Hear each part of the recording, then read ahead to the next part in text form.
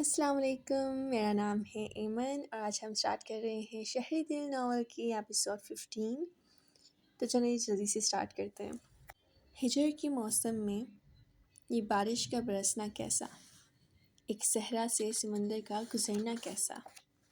اے میرے دل، نہ پریشان ہو تنہا ہو کر، وہ تیرے ساتھ چلا کب تھا، بچھڑنا کیسا۔ لوگ تو کہتے ہیں گلشن کی تباہی دیکھو، میں تو ایک ویران سا جنگل تھا، اجڑنا کیسا۔ دیکھنے میں تو کوئی درد نہیں، دکھ بھی نہیں، پھر آنکھوں میں یوں اشکوں کا ابھرنا کیسا۔ بے وفا کہنے کی جرت بھی کبھی نہ کرنا، اس نے اقرار کیا کب تھا، مکرنا کیسا۔ اس کے ایگزامز کا آغاز ہوا تو ہر روز کالج جانا مسئلہ ٹھہرا۔ راؤ جی نے محض اسی خاطر بیٹوں کو ایمرجنسی میں گاڑی خریدنے کا آرڈر کیا۔ اب کیسے کتنی مشکل پیسے کا ارینج ہوا، یہ ان کا مسئلہ تھا۔ بہرحال جس دن اس نے کالج جانا تھا، اس دن تک گاڑی کے کاغذات تک بھی تیار کروا لیے گئے تھے۔ وہ اگر چاہتی تو اس بات سے بھی اپنی اہمیت و خاصیت کا اندازہ کر سکتی تھی، مگر اسے تو گویا کسی بات سے غرض ہی نہ تھی۔ راؤ جی نے اس کی پک اینڈ ڈراپ کی ذمہ داری ورید کو سونپی۔ اس کی مجال تھی کہ وہ انکار کرتا، مگر یہاں بھی ایمان کی انا آرے آ گئی۔ ورید کے ساتھ جانے سے انکار کرتے ہوئے اس نے ایک لمحے کو بھی فضا کو گھرتی خفا ہوتی نگاہوں کا خیال نہیں کیا تھا۔ میں عاقب بھائی کے ساتھ چلی جایا کروں گی نا تاؤ جی۔ ہاں بیٹا، وہ اصل میں عاقب کی کمپنی بالکل مخالف سمت، مگر چلو ٹھیک ہے، جیسے ہماری بیٹی کی مرضی، ہمیں کیا اعتراض ہو سکتا ہے۔ عاقب، کل سے تم بہن کو ساتھ لے کر جاؤ گے، واپسی پر لے آنا۔ تاؤ جی نے معاملہ منٹوں میں سلجھا لیا تھا۔ فضا کا دل ایک دم بوجھل ہو گیا۔ اس سے ورید کی سمت نہیں دیکھا گیا۔ وہ جانتی تھی وہ بہت سیلف کنٹرول بندہ تھا، مگر پھر بھی بہرحال اسے ایمان کا یوں منہ بھر کر انکار کرنا اچھا نہیں لگا تھا۔ وہ اتنا منہ کیوں لٹکا لیا ہے، جتنی بھی بے نیاز اور مغرور سہی، آپ کی ڈیئر سسٹر ایک بار ہاتھ تو لگنے تھے، دیکھیے گا سارے کس بل نکال کے رکھ دیں گے۔ وہ بے دہانی میں آ کر چولہے کے پاس بیٹھ کر تنکے سے راکھ خریدنے لگی، جب ورید اسی پاس آ کر کسی قدر آہستگی سے بولا تھا۔ فضا نے غیر یقینی اور تحقیر کے ساتھ ساتھ ایک خوشگوار قسم کی حیرت سمیت اسے دیکھا۔ اس کے چہرے پر دلکش سی مسکان تھی۔ وہ بے ساختہ اور کھلکھلا اٹھی۔ مائی گاڈ، آپ کے منہ سے یہ بات سنا کتنا اچھا لگا ہے۔ میں بتا نہیں سکتی، ریئلی، مجھے تو اپنا آپ مجرم لگ رہا تھا آپ کی یاسیت کو محسوس کر کے۔ وہ ہنسنے لگا۔ فضا نے روشن ہنسی آنکھوں سے اسے دیکھا۔ چلیں، کسی منہ سے صحیح، آپ نے اقرار تو کیا، پھر بھی آپ نے اس پاگل بلی کو ہوا بھی لگنی نہیں دینی، وہ جیسے نصیحت کرتے ہوئے بولا۔ فضا ہلکی پھلکی ہو کر مسکراتی۔ بے فکر رہیں، مجھے بھی آپ کی یہ خوبصورت بال بہت عزیز ہیں۔ ورید نے محسوس ہو کر کہکا لگایا، پھر داد دینے والے انداز میں بولا تھا، مطلب سمجھدار ہیں آپ، میں تو سمجھا آپ بھی اپنی ڈیئر سسٹر کی طرح اپر اسٹوری خالی رکھتی ہیں۔ فضا نے آپ کی بار سے گھورا تھا۔ میں مائنڈ بھی کر سکتی ہوں ولی بھائی، مگر میں نے تو تمہیں نہیں کہا۔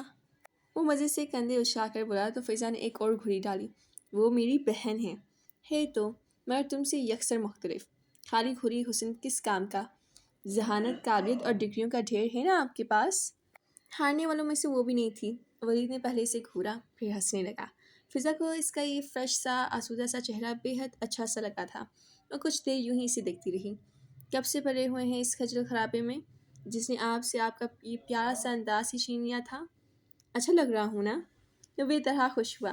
فضا نے شد و مت سے سر ہلا کر تائید کی۔ گڈ، آج سے ہماری دوستی پکی، تب بھی ہم دوست رہیں گے جب آپ میری بھابھی بن جائیں گی۔ وہ جسا ایک دم پٹری سے اترا تھا، فضا اسی قدر بھوکلا گئی۔ یہ کیا بدتمیزی ہے بھائی، آپ کچھ زیادہ ہی فرینک نہیں ہو رہے ہیں۔ ولید نے ایک اور اونچا سا کہکا لگایا تھا، پھر کندھے جھٹک کر بولا تھا، نہیں تو بھائی، ہم نے اپنے بزرگوں سے سنا ہے بچپن سے ہی آپ مسٹر عاقب سے منسوب ہیں۔ ولید حسن کے نصیب میں وصال رت آئے نہ آئے، آپ ضرور اس آنگن میں بڑی بہو کی حیثیت سے اترنے والی ہیں۔ اس کے لہجے کی وسوخ میں شوخی و شرارت کے ساتھ ساتھ توقیر کا بھی احساس چمک رہا تھا۔ فضا کا سرخ ہوتا چہرہ کچھ اور بھی دہک گیا، بلکہ جیسے آرزو پر لرزنے لگی، مگر چند لمحوں میں ہی خود پہ قابو پا کر اسے خفیف سا گھور کر بولی تھی، آپ اس قسم کی باتوں میں لگا کر میرا دھیان نہیں ہٹا سکتے ہیں ولی بھائی، مجھے اپنے سوال کا جواب چاہیے۔ دھیان تو خیر میں آپ کا 100% بٹکا چکا ہوں، اس سے کون سی بات؟ وہ جیسے صاف کترایا تھا، جسے فضا نے محسوس کیا اور گہرا سانس بھر کے اٹھے ہوئے انداز میں منہ پھلا کر بیٹھ گئی۔ ولید اس کی بچگانہ حرکت پر آہستگی سے مسکرا دیا، اور بہت آہستگی سے جیسے خود کلامی کے انداز میں گویا ہوا، مجھے خبر ہی نہ ہو سکی میں نے کب اس سے محبت کی۔ شاید تب جب میں نے ہوش سنبھالتے ہی آپ کا نام عاقب کے ساتھ اور اس کا نام اپنے ساتھ سنا تھا۔ ایک تجسس امیز اشتیاق میں اندر امڈ آیا، اسے دیکھنے کا خیال۔ ان دنوں میں 15-16 سال کا تھا۔